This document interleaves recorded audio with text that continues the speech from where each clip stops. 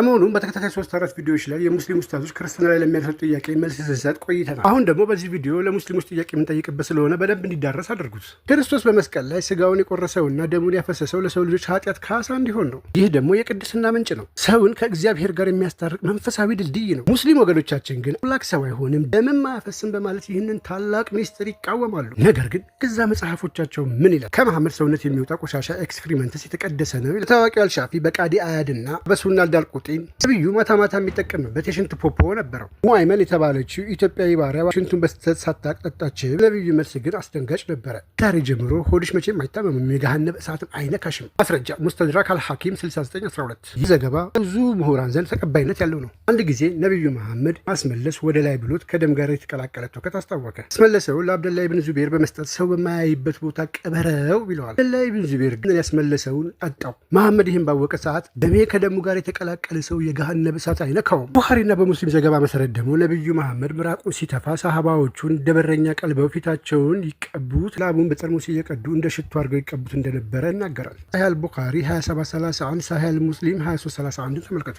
ታዋቂው የሱኒ ሊሂቅ ጃላልዲን አልሲዩጢ የነብዩ ሰገራና ሽንት እንደሌላው ሰው ቆሻሻ አይደለም፣ መሬት ወዲያው ትውጠዋለች፣ ሽታውም እንደ ምስክ ሽቶ ይሸታል። እዚህ ጋር አንድ ትልቅ ጥያቄ ይነሳል። የዮሐንስ ወንጌል ምዕራፍ 6 ቁጥር 54 ላይ ስጋዬን የሚበላ ደሜን የሚጠጣ የዘላለም ሕይወት አለው፣ እኔም በመጨረሻው ቀን አስነሳዋለሁ። በክርስትና ነገረ መለኮት የክርስቶስ ስጋና ደም ምሳሌያዊ ብቻ ሳይሆኑ አማናዊ የድህነት መንገዶች ናቸው። የክርስቶስን የማይጠቅምም የሚሉ ሰባኪያን መሐመድ የሚወጣውን ትውከትና ሽንት መጠጣት ከእሳት ያድናል የሚለውን ዘገባ እንዴት ያስታርቁታል? ክርስትና በመንፈሳዊ ድህነት ላይ ያተኩራል። እስልምና ደግሞ በነቢዩ አካላዊ ፈሳሾች ቅድስናንና ከገሃነመ እሳት ድህነትን ይፈልጋል። የትኛው ነው አማናዊ መንገድ?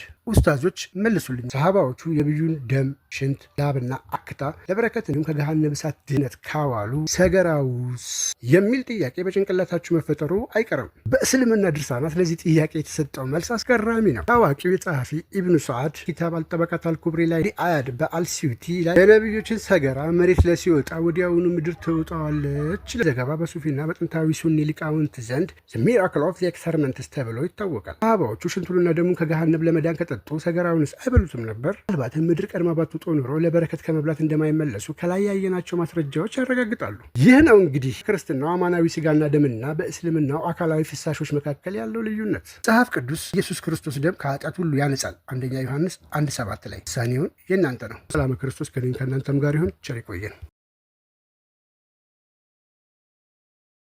መሪያ ይህ ዲያቆን ከሰራው ሕጸጽ እንጀምራለን። እሱም ሃስቲ ጀነራላይዜሽን ይባላል። በቅርቡ አንድ ኡስታዝ ክርስቲያኖች ሃስቲ ጀነራላይዜሽን ሰርተዋል በማለት አላህ ዙፋን ላይ ተቀምጠዋል ብለው የሚያቀርቡት ማስረጃ ውሸት ነው የሚል ክስ በማቅረብ ቪዲዮ ሰርተዋል። ነገር ግን ኡስታዙ ያሳያችው ማስረጃ ግን የተቀለመችው መስመር ብቻ ነው። ቀረበው የኢብኑ ሰይሚን መጽሐፍ እንግሊዝኛው ገጽ 502 አረብኛው ገጽ 155 ላይ የሚገኝ ነው። መልሰው ይመልከቱት። ጭራሽ ተቀመጠ የሚል አስተምሮ የለንም። ሸርህ አቂደቱል ዋሲጥያ ነው። ኢስተዋ የሚለውን አላ ወርተፋዕ በማለት አስቀምጠውታል። ከፋለ ወርተፋ አፋል የሚለውን ብቻ ተርጉሞ ተቀመጠ የሚል የለም ማለት። ነገር ግን ልክ በዛው መስመር መጨረሻ ወስተቀር የምትል ቃል አለች። ኢስተቀር ማለት በአረብኛ ተደላድሎ መቀመጥ ማለት መሆኑን ኡስታዙ ለመሆኑ ለምን ደበቀ?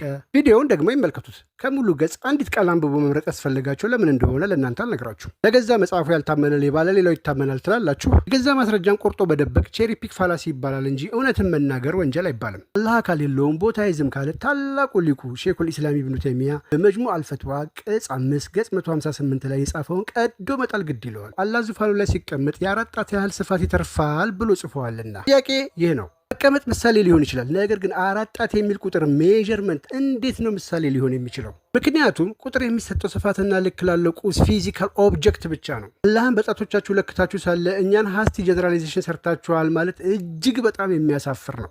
እግዚአብሔር በዙፋኑ ተቀምጦ 24ቱ ካህናት ዙፋኑን ያጥናሉ።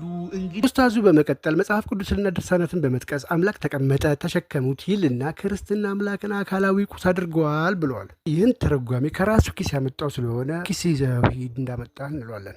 ነገር ግን የቤተ ክርስቲያን ትርጓሜ ከሱ ቃል በቃል ትርጓሜ እጅግ የተለየ ነው። መቀመጥ ለቅዱስ ዮሐንስ አፈወርቅ ዳኝነት ስልጣን ነው። መሸከም ለቅዱስ አትናሲዎስ የምስጋናና የባርነት ምልክት ነው እንጂ አምላክ ደጋፊ ፈልጎ አይደለም። ልሳነ ሚካኤል ማጠን የተባለው የፍጥረቱ ጸሎትና ምስጋና እንጂ ያንተ ሊቃውንት እንደሚሉት ዙፋኑ በአላህ ክብደት በመጮህ ሲጢጥ የሚል ድምፅ በማውጣቱ አይደለምና እኛን ከመክሰስ በፊት የገዛ ሊቃውንትህን ወቅ እንልሃለን። አላህ ዙፋኑ ላይ ሲቀመጥ ዙፋኑ እንደሚጮህና የአራት ጣት ስፋት እንደሚተርስ ሲጽፉ አላህን ሊትራል አካል አድርገውታልና እኛ ዘንድ ግን አምላክ ረቂቅ መንፈስ መሆኑን የዮሐንስ ወንጌል ምዕራፍ 4 ቁጥር 4 እንዲሁም አባቶች በትርጓሜያቸው ገልጸውልናልና። የተወደዳችሁ ውድ ክርስቲያኖች እንዲሁም ሙስሊሞች ሰማችሁት መሰረት ማስረጃ የጠቀስ ነው እኛ ክርስቲያኖች ይስ ማስረጃ ቆርጦ የደበቀው ውስጣስ ሸታሙስ ማን ነው? መልሱን ለእናንተ ተዋለሁ። አስተዋሉን ይስጠን። ሰላመ ክርስቶስ ከኔም ከእናንተም ጋር ይሁን።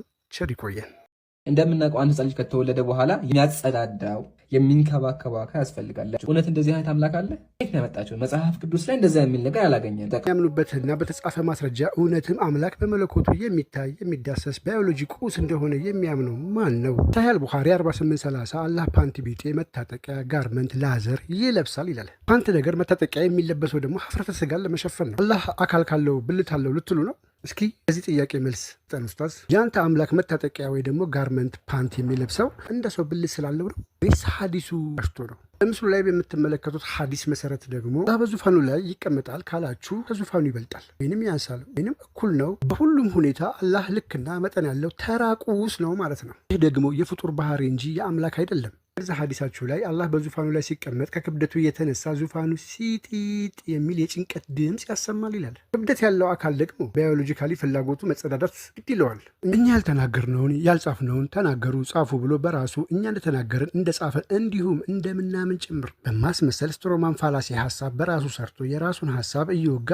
ጥያቄ ይጠይቀናል። እናንተ ገምታ ያላችሁ አምላክ ተጸነሰ፣ ገዘ፣ አደገ፣ ሞተ ትላላችሁ። እንደተለመደው ከኪሳችሁ እንዳመጣችሁት በኪሳችሁ መልሳችሁ ከታችሁ ሰዱት እንላቸዋልና የአባቶችን መልስ እንመለከታለን። ክርስትና መለኮት ተራበ አይልም። ይልቁኑ መለኮት ሰው ሆኖ በሰውነቱ ተራበ ይላል እንጂ። ይህንን ቅዱስ አትናሲዮስ በምሳሌ ሲያስረዳን የፀሐይ ብርሃን በቆሻሻ ላይ ቢያርፍ ቆሻሻውን ያደርቀዋል እንጂ ብርሃኑ በቆሻሻው አይረክስም። መለኮትን በስጋ ተዋህዶ የሰውን ድካም ቀደሰው እንጂ መለኮት በስጋ ተግባር አይረክስም። ቃልም ስጋ ሆነ፣ ጸጋንና እውነትንም ተሞልቶ በኛ አደረ። ይህ ጥቅስ የማይታየው አምላክ ለሰው ልጆች ድህነት ሲል በሚታይ ስጋ መገለጡን ያረጋግጣል። እኔ ግን ወንድ ልጅ እንደወለደች ከመጽሐፍ ቅዱስ ላሳያችሁ። ወንድ ልጅም ትወልጃለሽ ስሙ ድንግል ማርያም አምላክን የወለደችው መለኮትን ከባህሪዋ አስገኘችው ማለት ሳይሆን መለኮት ከእርሷ ስጋ ነስቶ ሰው ስለሆነ ነው። የወለደችው አምላክን ነው ወይ ወንድ ልጅን? አምላክን የምትሉ ከሆነ ማስረጃ ማቅረብ አለባቸው። ያዕቆብ መልሶ እንዲህ አላት፣ መንፈስ ቅዱስ በአንቺ ላይ ይመጣል፣ ልዑል ኃይል ይጸልልልሻል። ስለዚህ ደግሞ ከአንቺ የሚወለደው ቅዱሱ የእግዚአብሔር ልጅ ይባላል በማለት መስክሯል። እናጠቃልለው ኡስታዙ ስለ አምላክ ትሕትና ሲሳለቅ ቢውልም በገዛ ማስረጃው ተረድቶ ወድቋል። አንተ ጋር ግን ክብደት ኖሮት ዙፋኑን የሚያስጮህ ተራቁስ፣ አንተ ታጥቆ አካሉን የሚሸፈን ባለ አካል፣ መልክ እየቀያየረ አማኞችን የሚያታልል ተለዋዋጭ ፍጡር ሆኗል። እኛ አምላክን እናመልካለን፣ እንተ ግን አምላክን ፍጡር አድርጋችሁታል። ኑ ወደ እውነት ነፃ ያወጣችኋልና። ሰላም ክርስቶስ ከኔም ከእናንተም ጋር ይሁን።